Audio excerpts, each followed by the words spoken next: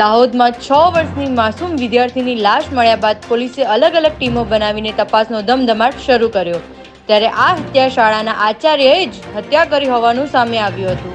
જેમાં આચાર્ય ગોવિંદ નટ રસ્તામાંથી જ બાળકીને ફોસલાવીને ગાડીમાં બેસાડી લઈ ગયો અને દાનત બગાડતા દુષ્કર્મનો પ્રયાસ કર્યો, પરંતુ બાળકીએ બૂમાબૂમ કરતા આચાર્યએ ક્રૂરતાપૂર્વક માસૂમની હત્યા કરી નાખી।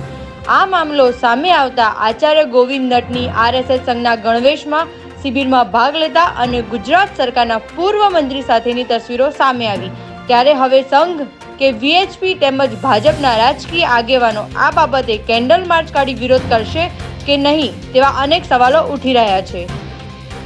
ગુજરાત કોંગ્રેસના એક પ્રવક્તાએ પત્રકાર પરિષદમાં જણાવ્યું હતું કે પાટણમાં બનેલ બળાત્કારની ઘટનામાં ભાજપ યુવા મોરચાનો પદાધિકારી પકડાયો હતો અને રાજકોટના આટકોટમાં પણ એક વિદ્યાર્થીની જોડે બનેલ દુષ્કર્મના ગુનામાં ભાજપના પદાધિકારીનું નામ આવ્યું હતું, જેથી ભાજપનો ખેસ પહેરો એટલે ગુનો કરવાનો પરવાનો મળી જતો હોય તેવું લાગી રહ્યું છે। ત્યારે આ મામલે સમાજના લોકો તેમજ કોંગ્રેસ દ્વારા આ સમગ્ર કેસ ફાસ્ટ ટ્રેક કોર્ટમાં ચલાવવા તેમજ આરોપીને ફાંસીની સજા થાય તેવી કાર્યવાહીની માંગ કરવામાં આવી રહી છે।